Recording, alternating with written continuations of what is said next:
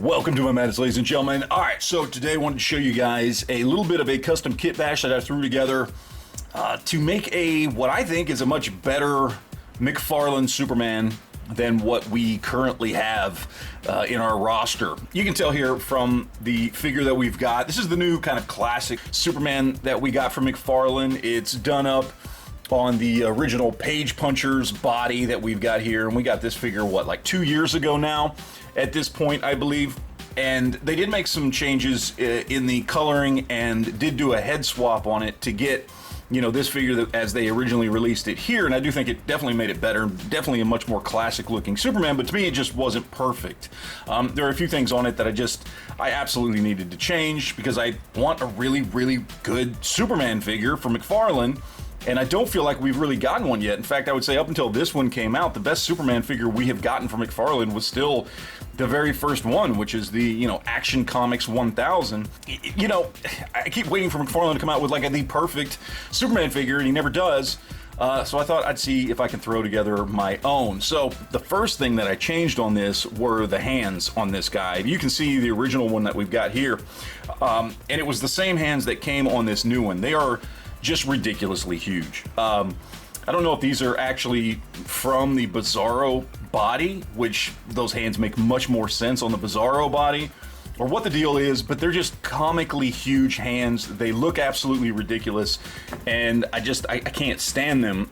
And unfortunately, most of the Superman figures that come out now have that.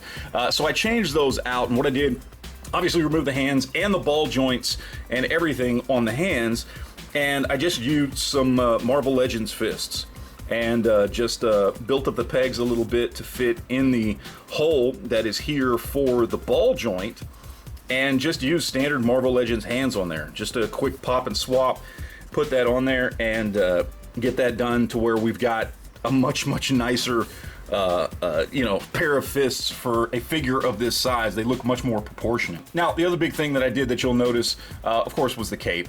So we've got this kind of cloth goods wired cape that's a little bit wrinkled up here on the back that I got from GPS Lot. I know a lot of you guys use them, GPS Lot on eBay. I will say that the cape that came on this guy, which is the same one that we have here, is one of the better pre-formed kind of stylized capes that Mcfarlane has put out, in that, unlike Hush over here, doesn't shoot off to one side, making it difficult to display. This one is definitely a better, you know, cape, but I still don't like it. I prefer just, you know, capes to just kind of come straight down on the back. I don't need them to be stylized on my action figures. In fact, for Mcfarlane, I prefer something a little bit more like this. If you're going to do a plastic cape, just do something like that. So I wanted to get rid of that cape and go with the cloth goods cape. And this thing, I was able to pick up GPS Lot. I think it was 17 bucks, if I remember correctly. I did have to remove the old cape and go in and drill a couple little holes with my Dremel to make room to stick the cape in, and then glued it in place to get it positioned just right there, to get it flowing on the costume, on the figure, where I thought it would look good.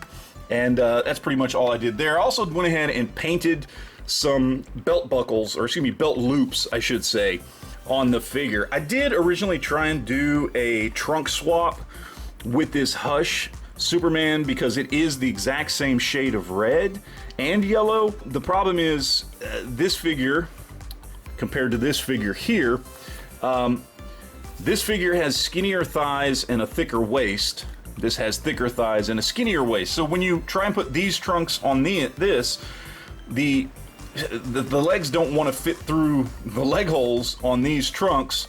And the other thing is the top, it just kind of swims in the top there because it's too big. So it looks goofy. It looks ridiculous. I was going to do it. I thought the easiest thing to do was to give it a little bit more of a classic look. Go ahead and paint some belt loops on there just to give it more of that old school vibe, and just quick, cheap, and easy. And then the last thing I did was on the head, because honestly, again, going back to the Action Comics 1000, I think the best head we've ever gotten from Mcfarlane is that first one that he did. I don't think any of the rest of them are better than that, and I think most of them are pretty damn bad. In fact, like, I hate this Hush head. This Hush head is awful. But I'm a Superman purist. I know a lot of people like that Hush Superman. I hate it. It's on the Bizarro buck, which makes no sense for Superman. Huge fists, goofy looking head, tiny legs compared to the upper body. I mean, this is a buck that originated with Bizarro. And I don't know why he keeps using it for Superman. This is a buck that you should use for Superman. And in fact, if you say this is Bizarro and this is Superman, which again is exactly what this buck is, then it makes a lot of sense. Superman, Bizarro. Weird, over, bulging, misshapen Bizarro. Yeah, it should be that. It should not be Superman. But anyway, so I wanted to change the head out and see if I could find a better head for it. There wasn't a better head for it when it came to Mcfarlane stuff. There just wasn't. So I was looking around at custom heads and things like that to see what I could do. And what I came up with was this head right here.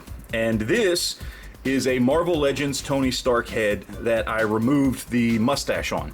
You know, that head that comes with the 80th anniversary Iron Man or the 20th anniversary Iron Man. Comes with a few other Iron Man figures as well. It's just kind of a classic Tony Stark head sculpt. So I just removed the mustache, and it actually makes for a really good Superman head. Not everybody will like it. It is personal preference. I think it looks great. I think it looks much better than anything Mcfarlane's done outside of, again, as I said, that original Action Comics 1000 head sculpt. But I also think it's appropriately sized, because one of the things about this figure, and quite honestly a lot of Mcfarlane figures, is this is essentially a 1/12 scale figure as far as from the waist up. Arm length, arm bulk, waist, torso size, all that kind of stuff is actually 1/12 scale. If you hold him up to the Sunfire body or the Vulcan body on Marvel Legends, they're the exact same size. A larger, 1/10 scale head looks a little goofy on him, as did the one that came on here, whereas a 1/12 scale figurehead looks much more heroic. It makes him look bigger and bulkier as it would have been drawn in the comics. And so yeah, the Tony Stark head worked great for me. So yeah, I've got what I think is a much, much better Superman representation, and certainly I think it's better than anything Mcfarlane's done. Why he can't do this, just give us smaller hands without the ball joints, paint up some trunks, or give us the appropriate trunks in the right size for this, and give us a great head sculpt. And even if they would do that, I'd take the crappy, preformed, cape, but he can't do that. I don't know. I don't know what to say, guys. But anyway, this is my take on it. Look, not everybody's gonna like it. That's fine. I love it. And I just want to show you guys what you can do just to have a little fun. Experiment with some hands, some heads, some different things. Have a little fun. Enjoy your collection, as I always say. But that is pretty much it, guys. Thank you for watching. And once again, enjoy your collection.